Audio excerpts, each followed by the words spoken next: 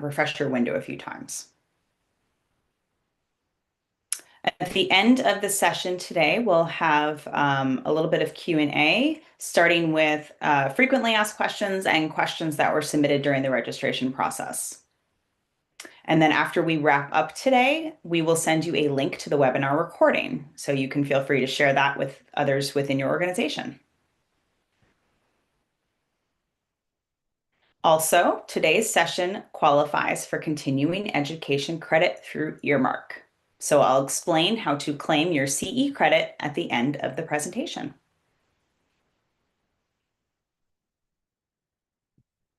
All right, I'm going to go ahead and dive in here.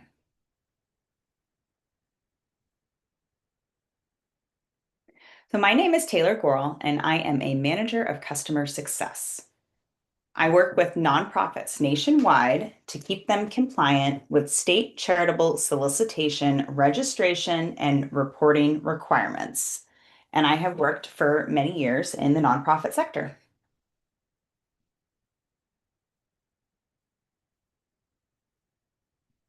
Labyrinth and Harbor Compliance support nonprofits by providing comprehensive compliance solutions, including nationwide charitable registration and reporting. On your screen, you'll see a few of the many wonderful nonprofit organizations that we have helped keep compliant.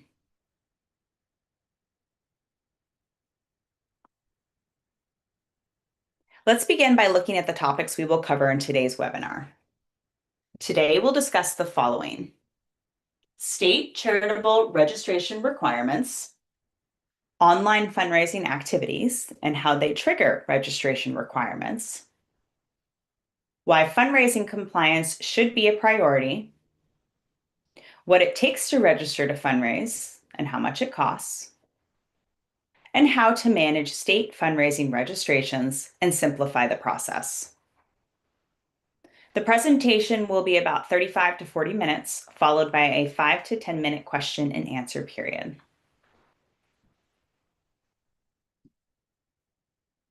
Let's start by going over a few key terms to ensure that we're all on the same page. At its core, compliance simply means following the rules. Charitable registration compliance refers to following the laws and regulations that govern charitable solicitation registration. So what is charitable solicitation? It's just another way of saying fundraising, asking for donations for a charitable purpose.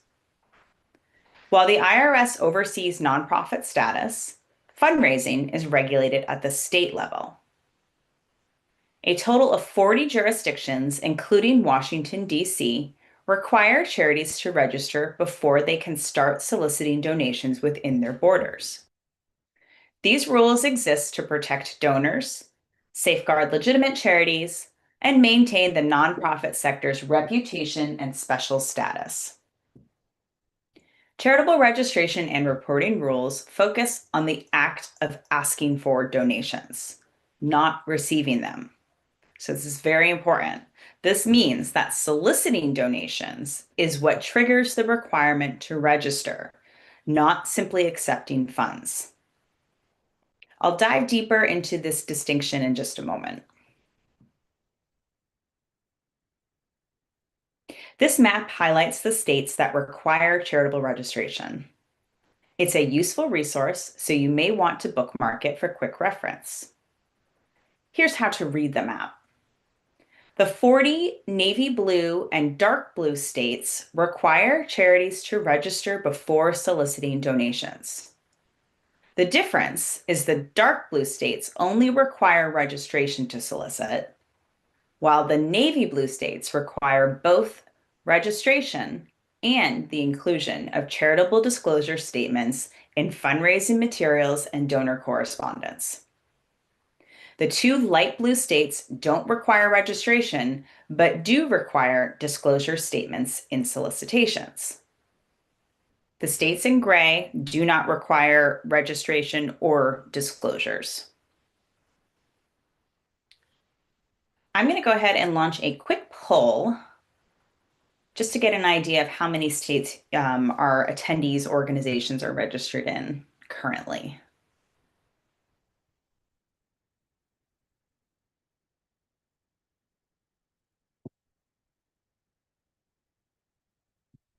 Leave this open for just a few more seconds here.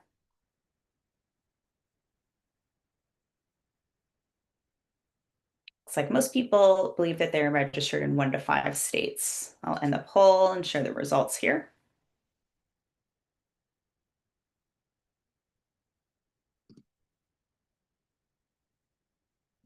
Okay.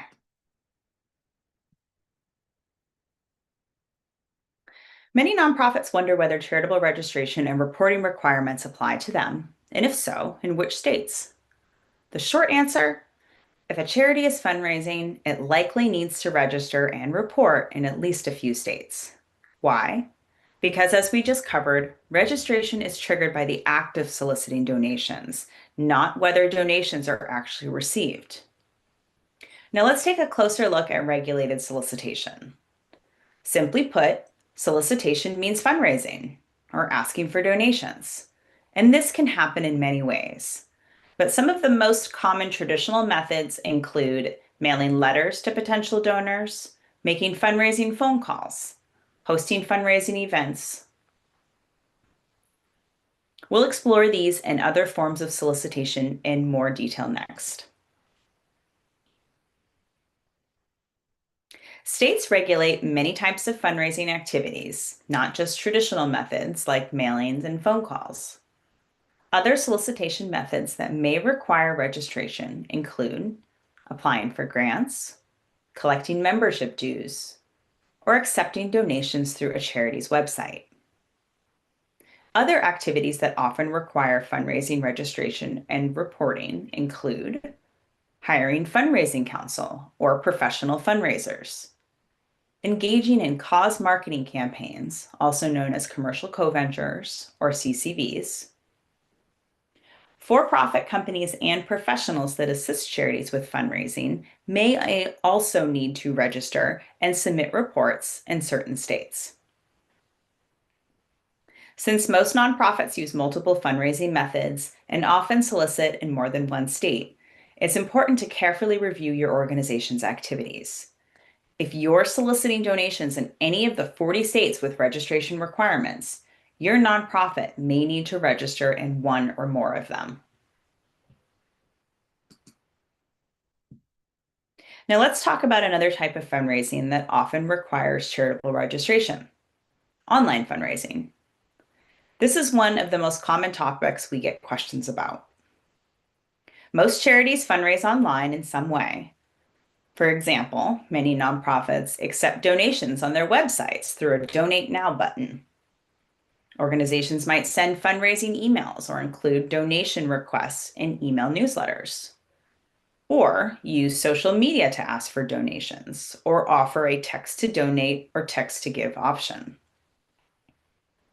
These methods help nonprofits expand their reach and connect with supporters across the country. However, because online solicitations can easily reach donors in all 50 states, they raise important compliance questions. 8 states have specific laws governing online fundraising. The rest have fundraising laws that were written before the internet became a major part of nonprofit fundraising. As online fundraising became more common, states needed clearer guidelines. So in 2001, the National Association of State Charity Officials, or NASCO, met in Charleston, South Carolina, and created a framework called the Charleston Principles. These guidelines suggest that a nonprofit should register in a state if it targets residents of that state with email solicitations, or it receives ongoing, repeated, or substantial donations from that state. However, the Charleston Principles don't define what qualifies as ongoing, repeated, or substantial donations. Plus, not all states have adopted them into law. This means they provide a helpful framework, but they do not establish definitive registration requirements. Since online fundraising can reach donors in every state, it's often considered a form of nationwide solicitation. If a nonprofit receives donations from out of state donors and then follows up, whether by email, mail, or phone, it is actively soliciting in that state. A common question we hear is, what if we receive an unsolicited donation? Does that trigger a registration requirement? While it's possible to receive a donation without asking for it, nonprofits typically engage with donors to encourage repeat giving. California, for example, requires nonprofits to register within 30 days of receiving funds, whether the donation was solicited or not. Ultimately, if your nonprofit fundraises online, it's important to understand the state laws that apply and determine where registration may be required.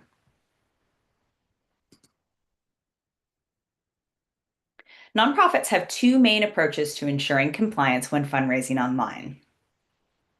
The first, most comprehensive approach is to register or apply for exemptions in all 40 states that require charitable registration.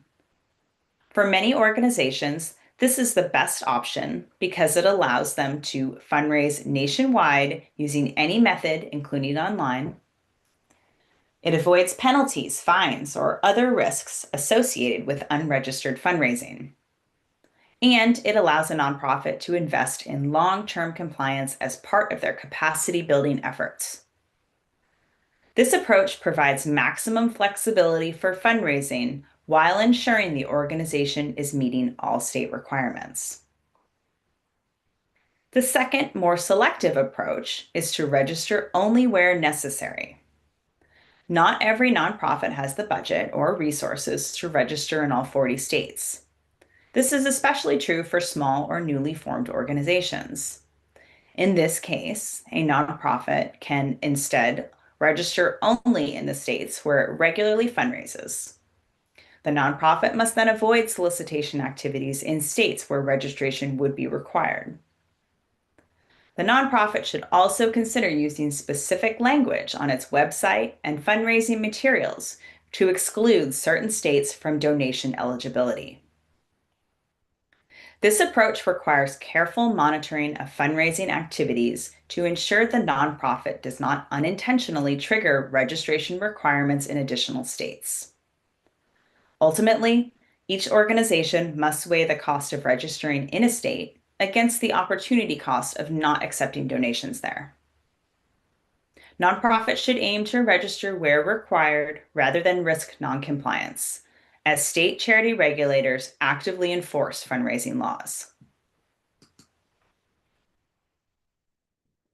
Now that you understand when fundraising registration is required, let's go over how to determine where your nonprofit may need to register. Step one is identifying where your currently, solicit donations. You're going to want to start by listing the states where your nonprofit solicits donations, whether through mail, email, events, online campaigns, or other methods. Then compare your list against the 40 states that regulate fundraising. Your nonprofit will generally need to either register or apply for an exemption in these states.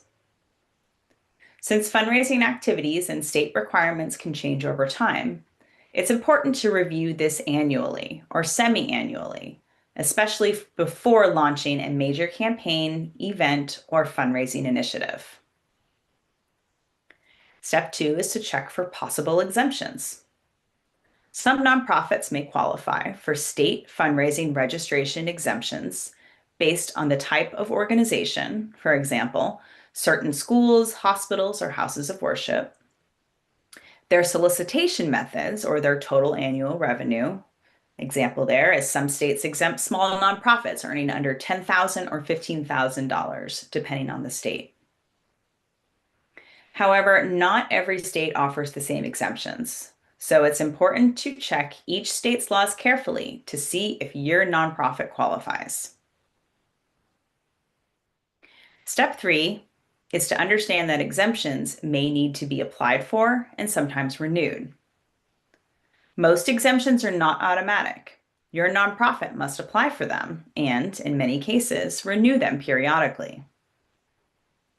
Additionally, if your organization experiences changes in mission, program, structure, or revenue, you may no longer qualify for an exemption and may need to register in states where you were previously exempt. Ensuring compliance in every regulating state requires careful research into each state's registration and exemption requirements. A great first step is to educate your leadership team on state charitable registration rules and the fundraising activities that trigger them. This knowledge will help your nonprofit stay compliant and avoid unnecessary risks. Okay, I'm going to launch one more poll just to get an idea of who is currently managing your charitable solicitation registrations.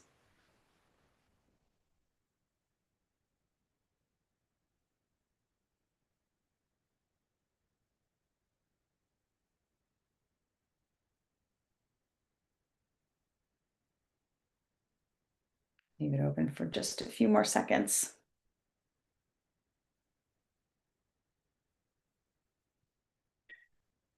All right, I'm going to end the poll and share the results. Looks like most people have an in-house employee that manages your registrations, or an accountant, or you're not quite sure. Okay.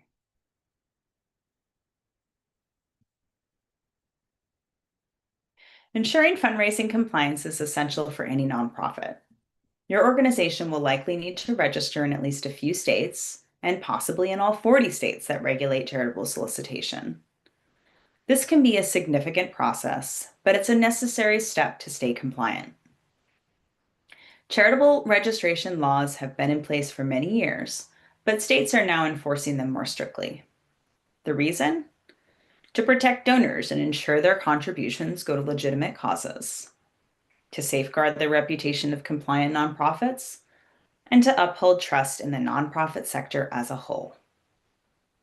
By prioritizing compliance, your nonprofit helps maintain transparency, trust, and credibility, ensuring that you can continue fundraising effectively while avoiding potential penalties or restrictions.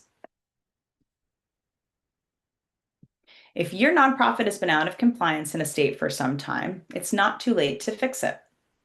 By proactively registering in the states that require it, your organization can avoid risks such as penalties, investigations, or additional scrutiny from state authorities. Taking action now is the best way to ensure compliance moving forward.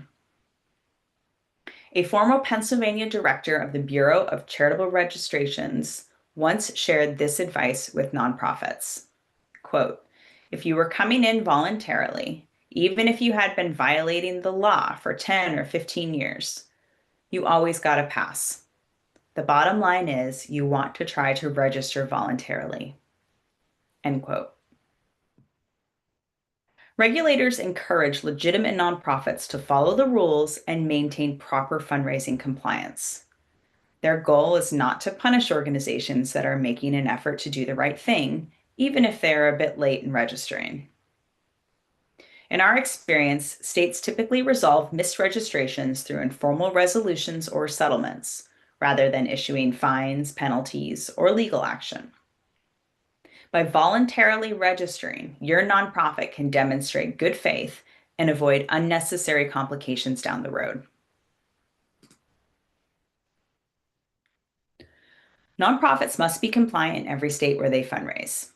If your organization raises money nationwide, that typically means registering in all 40 states that require charitable registration. While this may take time and effort, the benefits are significant. It gives your nonprofit the ability to fundraise without restrictions and opens up more opportunities for support. Fundraising registration is not optional, it's the law. Your nonprofit should approach it with the same level of importance as filing your IRS Form 990 or conducting financial reviews or audits annually. Registration and renewal should be part of your annual priorities, and the associated costs should be built into your budget. Many states maintain online databases listing charities and their fundraising registration status. These records are publicly accessible to donors, grant makers, sponsors and corporate partners, and state regulators. In fact, 92% of state regulators say that they regularly research nonprofits online. This means your nonprofit's compliance status is always visible. So staying registered is essential for maintaining trust and credibility. Beyond avoiding penalties, registration can actually help increase donations. Studies show that charities that register and actively promote their compliance status see higher returns on fundraising requests. Why? Because donors want to support organizations that follow the law and operate transparently. When supporters see that your nonprofit is properly registered, they feel more confident in giving, leading to stronger donor relationships and increased funding. Maintaining legal compliance isn't just about following the law. It's also a best practice for nonprofits. In fact, it's a key principle of the Nonprofit Standards for Excellence Code of Ethics and Accountability. Ensuring fundraising and licensing compliance is essential for running a lawful and responsible nonprofit, protecting your organization's reputation and special status, and upholding the credibility of the entire nonprofit sector. The first step toward achieving compliance is sharing what you've learned with your executive leadership and board of directors. Your leadership team is committed to protecting your nonprofit's reputation and long-term success. But many board members may not be fully aware of state fundraising registration requirements, the risks of noncompliance, or the benefits of investing in compliance. Now that you understand these important details, take the lead in starting the conversation. Encourage your team to educate themselves on compliance and advocate for making it a priority within your organization. By doing so, you'll help ensure your nonprofit remains in good standing and positioned for future success. Registering to fundraise involves different requirements in each state, but overall, the process can be broken down into 4 key phases: research, apply, monitor, and renew. Step 1 is research. You'll want to research your registration status before you file anything. It's crucial to research your nonprofit's current fundraising registration status in each state, as your organization may fall into one of 3 categories: either not registered in the state, currently in compliance, or in bad standing due to a past registration that wasn't properly maintained. Once you determine where your nonprofit needs to register, you'll need to submit an application, which typically includes a state registration fee. This fee is usually based on annual revenue as reported in your Form 990. You'll also need to submit supplemental documents, such as your most recently filed Form 990, your financial statements or audit, your formation documents, such as your articles of incorporation and bylaws, and IRS nonprofit determination letter. Understanding these requirements ahead of time ensures a smoother registration process and helps your nonprofit stay compliant. Next, I'll discuss the application phase. Before registering to fundraise, some states require nonprofits to complete additional corporate registration steps. These prerequisites vary by state, but commonly include foreign qualification. In several states, your nonprofit may need to register as an out-of-state or foreign nonprofit corporation with the Secretary of State before applying for charitable registration. You also may need to appoint a registered agent. Some states require nonprofits to designate a registered agent who must be located within the state and is currently responsible for receiving legal documents and service of process on behalf of the organization. Completing these prerequisites ahead of time helps prevent delays or rejections in the fundraising registration process. By ensuring your nonprofit meets all requirements before applying, you'll avoid unnecessary complications and keep your compliance efforts on track. Once you've researched each state's requirements, it's time to submit your applications.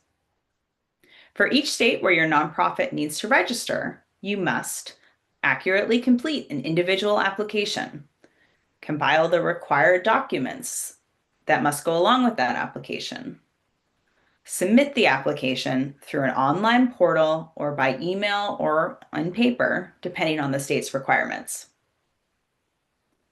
While online filing offers some convenience, it also means navigating multiple state-specific portals, each with its own system and process, often requiring a significant time investment. Some of you may have heard of the Unified Registration Statement, or URS, which was designed to simplify the registration process across multiple states. However, there are important limitations to using the URS, mainly that not all states accept it, or states require additional supplements to be filed alongside it. The URS itself is often longer and more complex than standard state forms, and state regulators tend to prefer their own forms, which can sometimes lead to longer processing times when using the URS. For these reasons, many nonprofits find it more efficient to complete individual state applications rather than relying on the URS. After submitting your state registration applications, the next step is to monitor their status and confirm when they are approved. Some states process applications in just a few weeks, while others take several months. During that time, your organization should track the receipt and progress of each application. Unfortunately, it's not uncommon for states to reject applications due to missing information or errors. If this happens, you must resubmit the corrected application as soon as possible, and then stay in communication with state regulators until you receive official approval. The timeline from submission to approval can range from 1 day to 6 months, depending on the state. However, by submitting complete and accurate applications and proactively managing the process, you can help minimize delays. Fundraising registration is a complex and time-consuming process. If your organization hasn't gone through it before, you can expect to have weekly and monthly tasks dedicated to applying, tracking, and following up on registrations. Proper planning and oversight will ensure your nonprofit stays compliant and avoids unnecessary delays.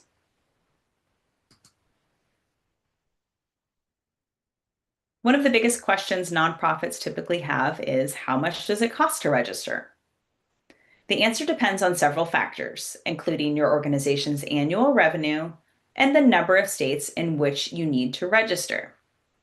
For most nonprofits, the total annual state fees for registering in all 40 states ranges from $1,500 to $5,000 per year. This is not a per state cost, it's the combined total of all state fees. Here's a general breakdown. Small nonprofits that make under $100,000 in total annual revenue will pay fees at the lower end of that range, while larger nonprofits with over $10 million in annual revenue will pay fees at the higher end of that range. Most other nonprofits will fall somewhere in between. While costs vary by state and organization size, understanding this range can help your nonprofit plan and budget for fundraising compliance. Registering to fundraise is not a one-time process. States require annual renewal to maintain compliance. Most states require annual renewals. However, Washington, D.C. and Georgia renew biennially, or every 2 years. Keeping up with renewal deadlines is essential. Most states base their renewal due dates on either the organization's original registration date or the end of its tax year. Since renewal applications often require Form 990 and financial statements, it's crucial to complete these documents on time. Many states require financials to be independently reviewed or audited, depending on the nonprofit's revenue. If your organization does not receive an annual audit currently, proper planning is even more important to avoid delays. Each year, nonprofits should collaborate with their tax preparers and auditors to determine what type of financial statements are required for registration renewal and the deadline for completion to stay in good standing. While some states allow extensions for renewals, others do not, making timely filing a priority. Failing to renew on time can lead to late fees that add up quickly, damage to your nonprofit's reputation, or the loss of the ability to solicit donations in certain states entirely. Just like with initial registration, taking a proactive and strategic approach ensures that your nonprofit stays compliant and avoids unnecessary penalties. In addition to fundraising registration, many states require nonprofits to include charitable disclosure statements in their solicitation materials and donor correspondence. 25 states require nonprofits to include specific language in fundraising materials. These statements are different from IRS disclosure requirements, meaning nonprofits must comply with both state and federal regulations. State-mandated disclosures inform donors where they can find more details about a nonprofit's leadership, finances, and activities. State disclosure statements must typically be included on all fundraising communications sent to residents of a regulated state. These communications include appeal letters, email fundraising asks, website donation pages, pledge reminders, and donor receipt letters. State disclosure rules frequently change, so nonprofits must regularly review and update their solicitation materials to remain compliant. Regulators often check nonprofit websites during their review of fundraising registration applications and renewals, making compliance essential. Beyond being a legal requirement, including disclosure statements can actually boost donor confidence. Research shows that donors respond more favorably to fundraising requests that include transparency statements. By following disclosure laws, your nonprofit demonstrates credibility, good governance, and a commitment to transparency, all of which help build trust and increase donations.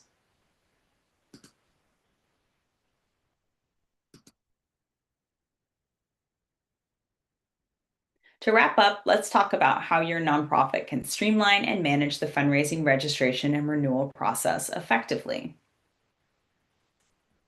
Just like initial registrations, renewals require completing state-specific applications, calculating and paying the correct fees, and gathering required supporting documents such as Form 990, financial statements, which may need to be reviewed or audited depending on the nonprofit size and state requirements. The biggest difference between initial and renewal filings is that renewals have set deadlines that apply to all registered nonprofits. So tracking these due dates is essential to avoid late fees and penalties. Nonprofits must have a reliable system to track each state's renewal deadlines, license numbers and fees, and any changing registration requirements. Many organizations start with spreadsheets and calendar reminders, but these manual systems often fail because they require constant updates. Changes in state requirements or deadlines can easily be missed, leading to unintentional noncompliance.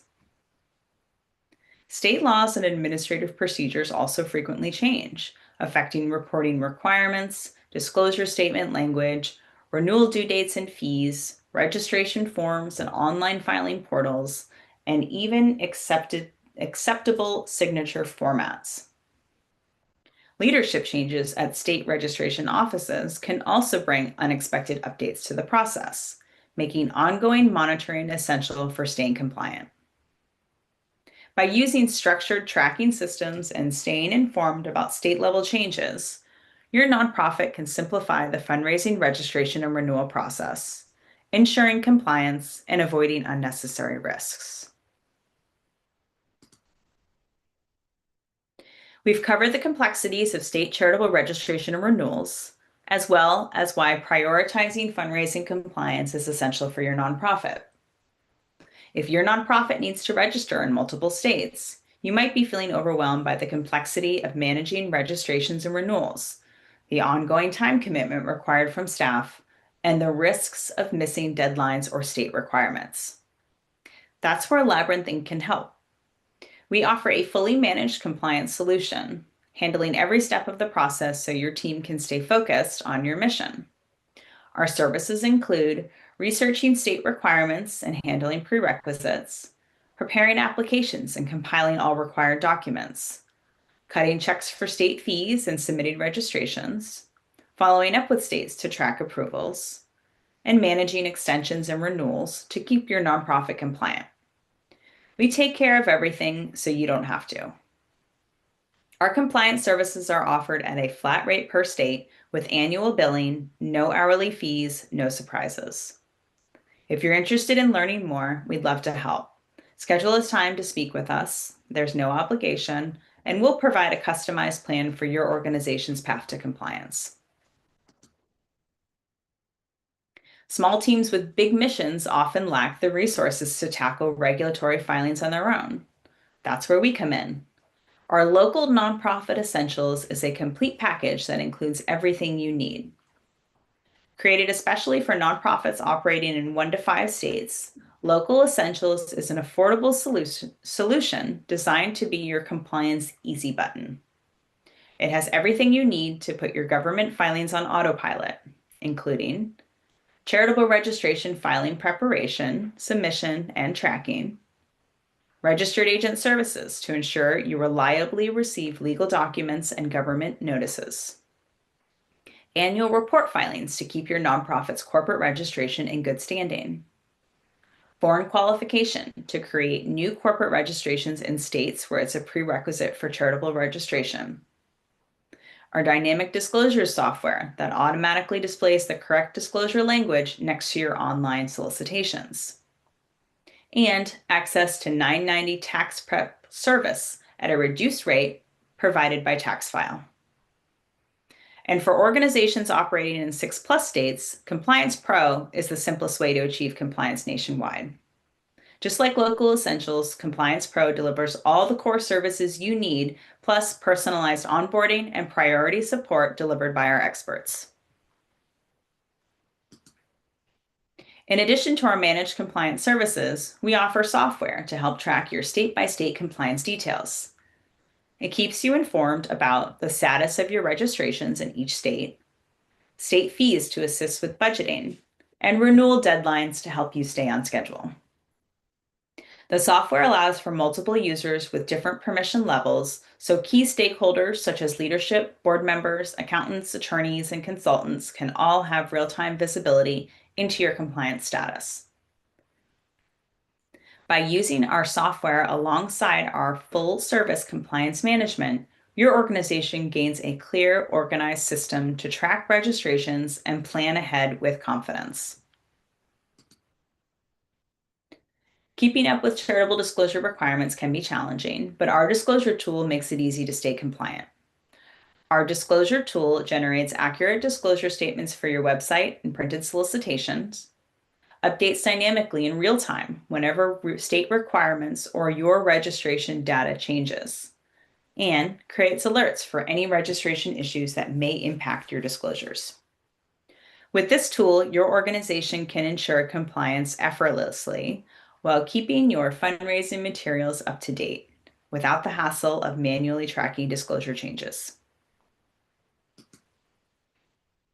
We offer referral and affiliate partnership opportunities designed to support professionals like accountants and attorneys. We can help you serve your clients with our nationwide registered agent services. We can assist your clients no matter where they're located. We provide support for both for-profit and nonprofit clients. Our expertise spans all industries. We also offer industry and occupational licensing. And we handle licensing across all sectors, including nonprofit. We frequently partner with firms and organizations to create co-branded educational content that benefits both your clients and the industry. You can explore our curated educational resources on labyrinthinc.com's resource page or the Harbor Compliance Information Center. If you'd like to learn more about our partnership program, we'd love to connect, so please feel free to reach out at any time.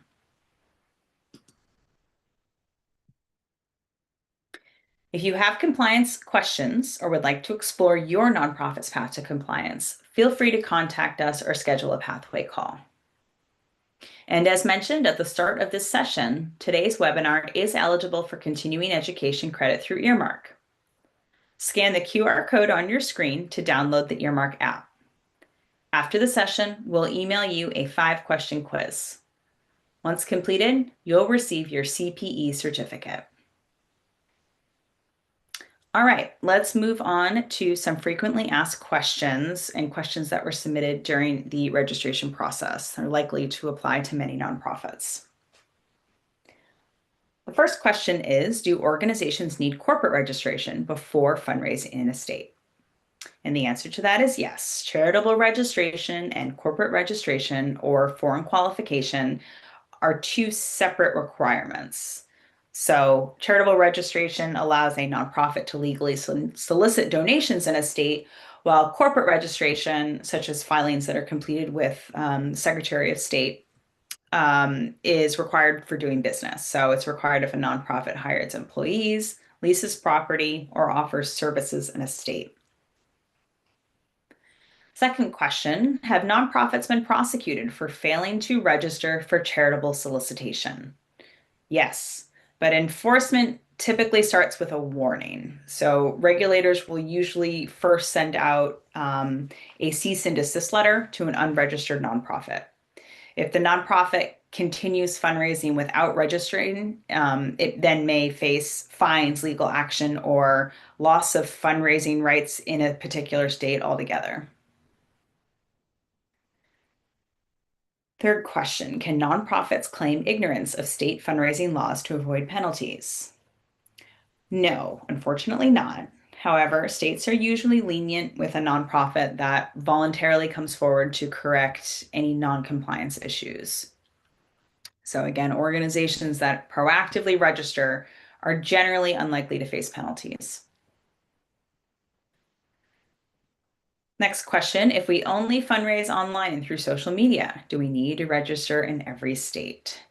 So as I covered in the webinar, generally, yes. Online fundraising and social media solicitation can potentially reach donors in all 40 states that regulate fundraising. So nonprofits will need to take a really careful look at where they solicit and ensure that they are registered or apply for exemptions in all of those states, or take a more selective approach and limit your fundraising activities in states where you don't solicit. Next question is, do you help organizations start a 501c3 nonprofit? Yes, we do offer nonprofit formation services. You will want to contact us to learn a little bit more about that service. Next question is, do corporate sponsorships or foundation grants count as solicitation? So generally, yes. Requesting corporate sponsorships or partnerships is considered charitable solicitation and does require registration.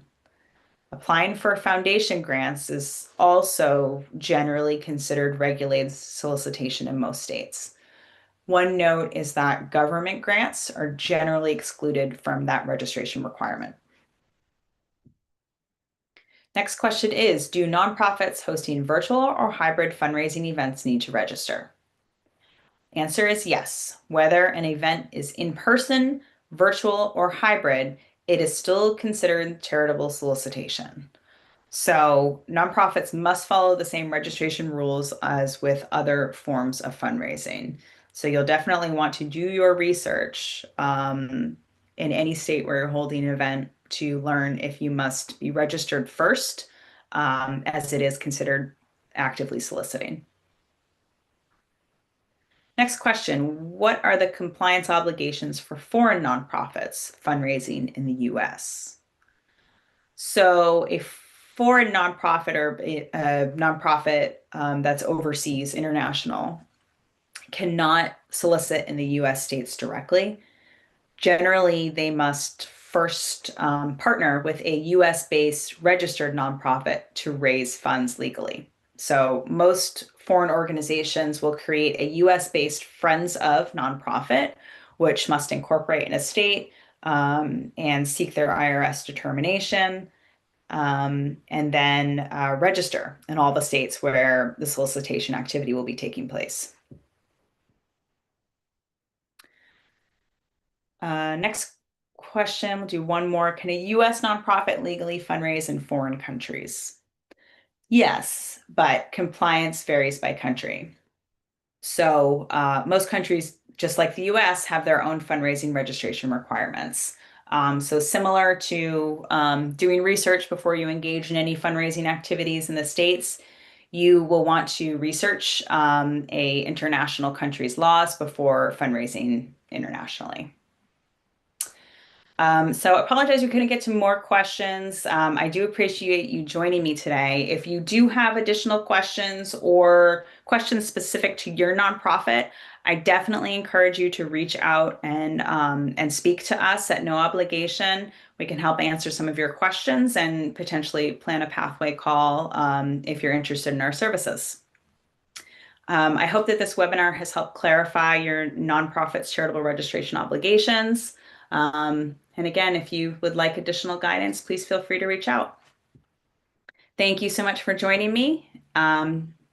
This concludes today's webinar. Thank you.